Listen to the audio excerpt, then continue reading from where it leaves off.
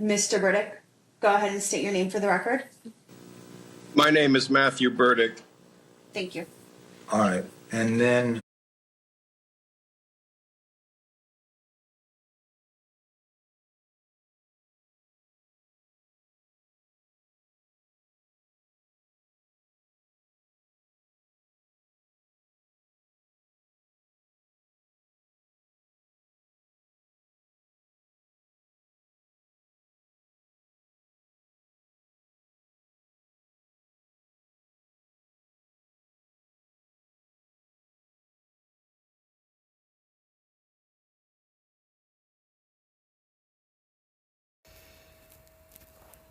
I'm going to be very clear here with you.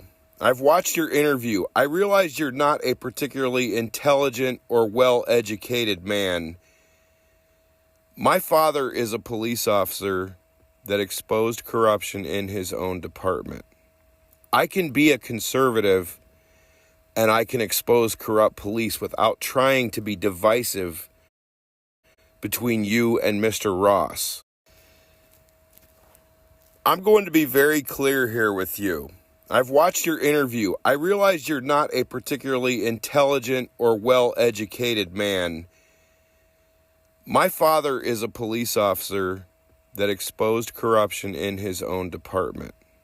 I can be a conservative and I can expose corrupt police without trying to be divisive between you and Mr. Ross.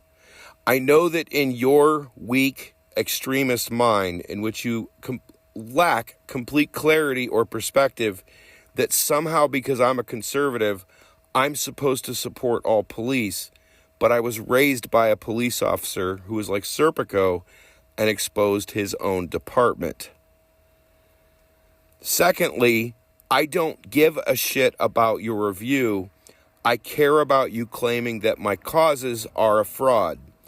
I've given you legal notices. I've let you know the various crimes and federal statutes that you're violating by conspiring with Mr. Ross. And now we are 100% going to court because once you appeared on his podcast, you are now officially engaging with him to target my activism work.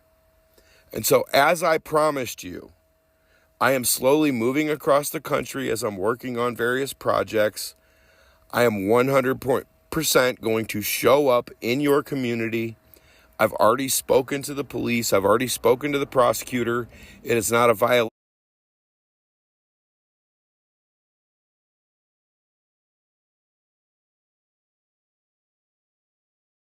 of any law for me to put you on film. And we are also going to go to court now. And you can come into a courtroom and explain why you think it's okay to conspire with Mr. Ross to promote 2 fraudulent homeless shelters, a man who is conspiring with 2 federal EPA officials, and publicly targeting my activism work. If you're that stupid and you didn't hire a lawyer, and then you're going to go out and release all of this and violate my privacy, no less, wiretapping, sir, then you can pay me for that, and you can fund my organization for the next several years. I'm watching this interview, and I'm watching Peter scam you. I've been involved in this for 12 years with this guy. He sits there and he tells you, I've never seen any public records that Rick and Amber own scumbag.com. And then he tells you, now I talked to a woman on the phone. That woman was Amber Humphrey. That's Rick Humphrey's wife, the Tier 3 convicted sex offender, who is a source for 50% of the movie. The movie is almost half based on this Tier 3 convicted sex offender who began working with Peter many years ago to publish all this bullshit about my organization. I'm watching this man scam you, and I'm watching you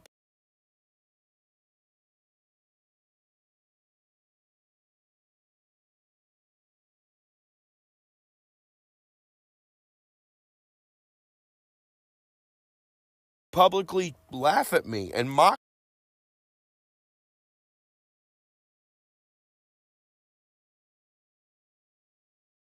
me. You say, oh, he's crazy. Do you want to meet a crazy person? Now, I got a camera guy. I hired him this week. He's about 100 miles from you. And so